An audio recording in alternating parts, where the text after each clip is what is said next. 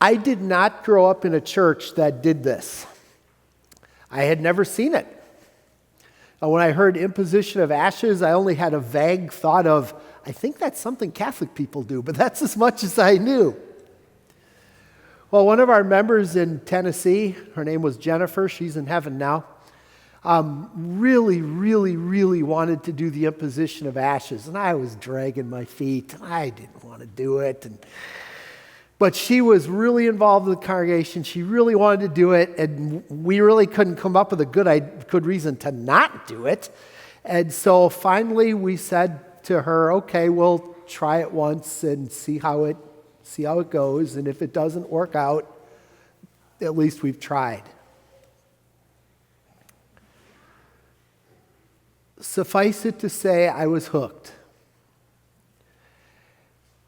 There's something about, for me personally, as a believer in Jesus, having somebody look me in the eye and say to me, dust you are,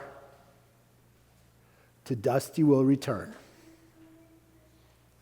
Man, what a reminder for me of my mortality.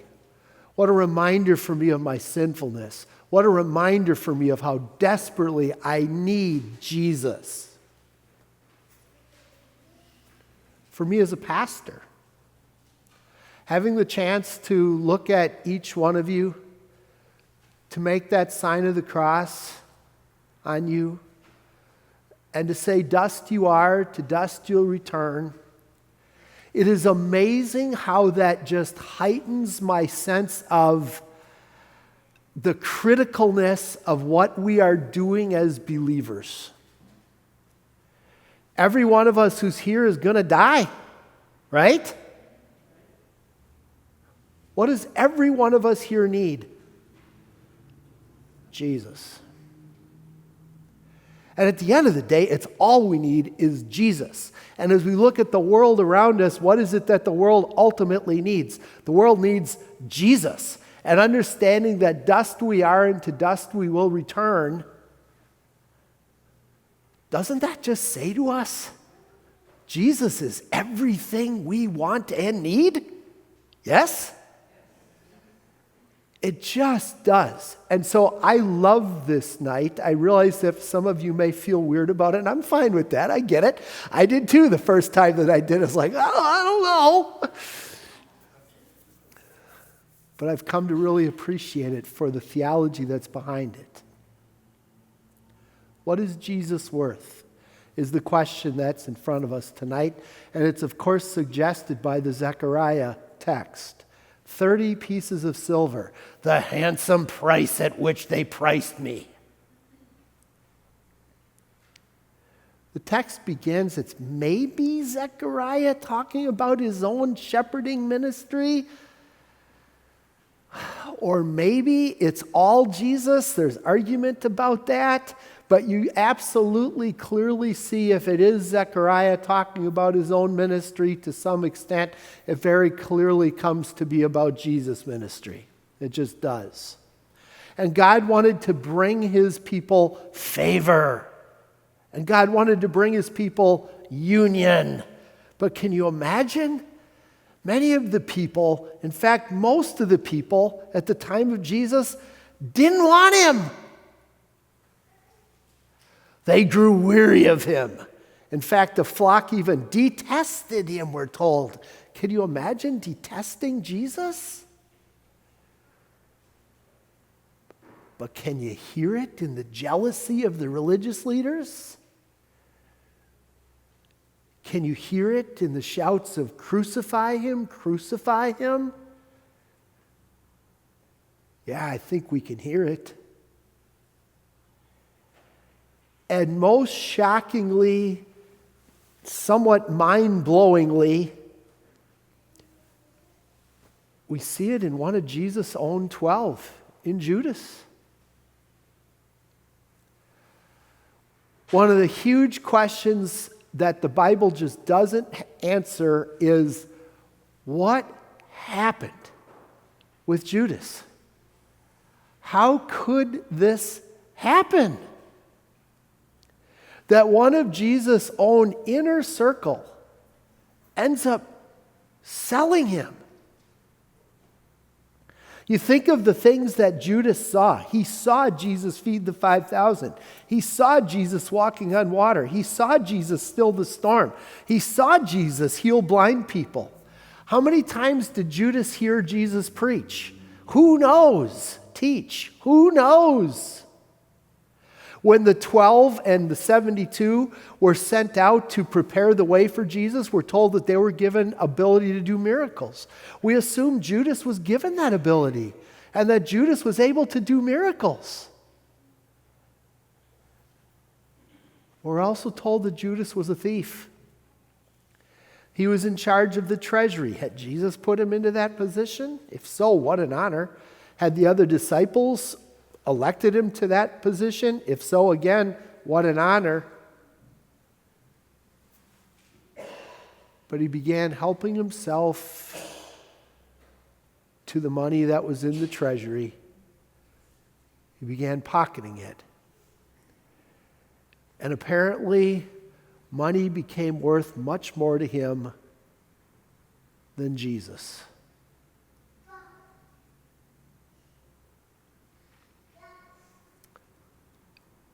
And so he agrees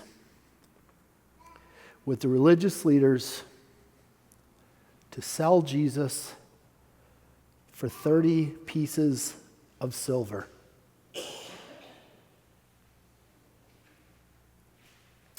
Zechariah had prophesied it, frames it apparently in the context of Zechariah's ministry. Am I worth any pay?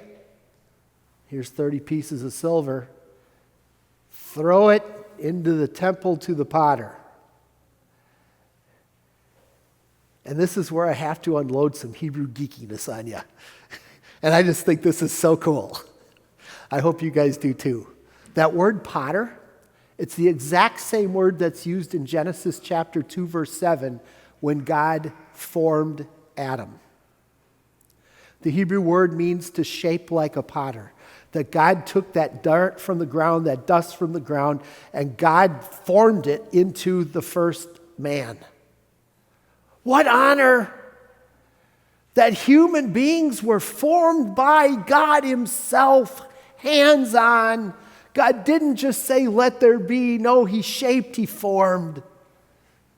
What honor is ours to be humans.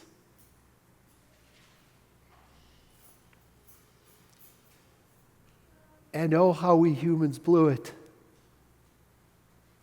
The potter shapes perfect pottery. And what does perfect pottery do? The pottery rebels against the potter. In what universe does the pottery rebel against the potter who made it? That doesn't happen. But it happened. And of course, what should have happened at that point, had God treated us fairly, is God would have taken the pottery and smashed it to smithereens and sent us humans to hell forever. But God didn't do that. Instead, what the potter, God, chooses to do is he chooses to become pottery. He chooses to become dust and ashes. And can you believe it? A whole bunch of the pottery rejects the potter who's become pottery. Really? And is willing to sell the potter for 30 pieces of silver. Oh, but then what happened? When Judas sees that Jesus was condemned, all of a sudden, those 30 pieces of silver start burning a hole in Judas's head and in Judas's heart. And that money, which had seemed so important to him earlier, now feels like this noose around his neck. And he goes to the temple. The Hebrew in the text is the house of the Lord. Why house? It's because, why not temple of the Lord? It's house of the Lord. Why? Because it was God wanting to emphasize this was a relationship place. This was your place of peace. This was the place where God was talking to you about the relationship that you had with him, that God made his dwelling among his people. And Judas goes to that house of the Lord, and he says, I've sinned, for I've betrayed innocent blood. And the answer of the religious leaders is stone cold. What is that to us? You see to it, they say to him. So much for peace.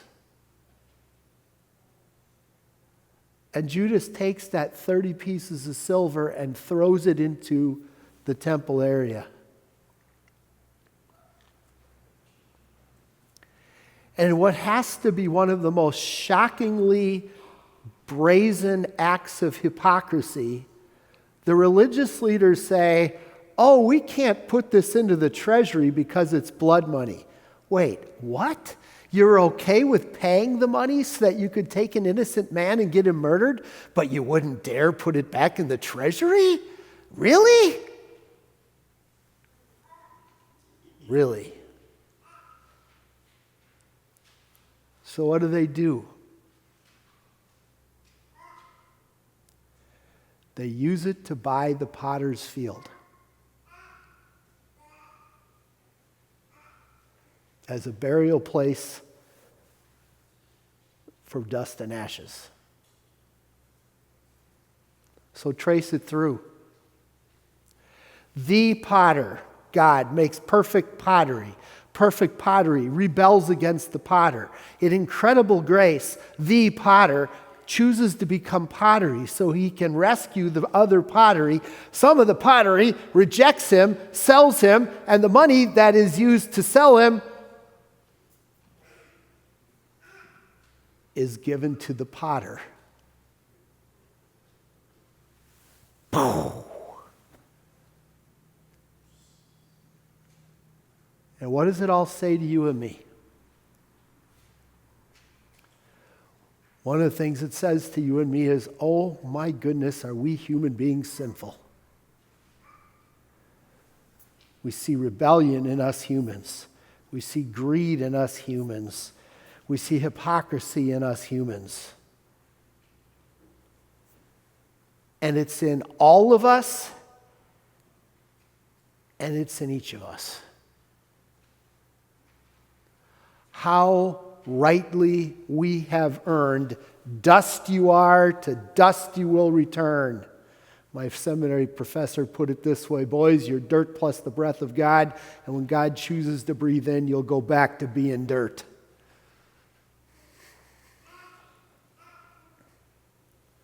But what does that make Jesus worth?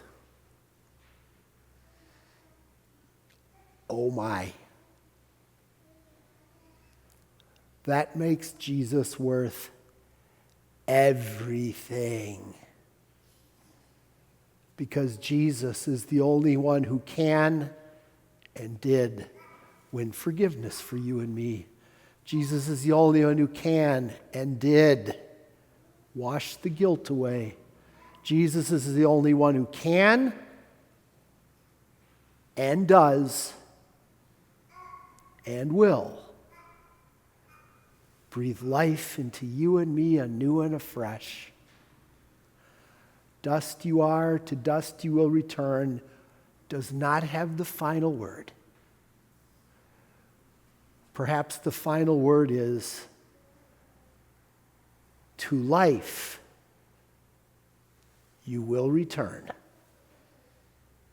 because Jesus is worth everything. Amen? And amen.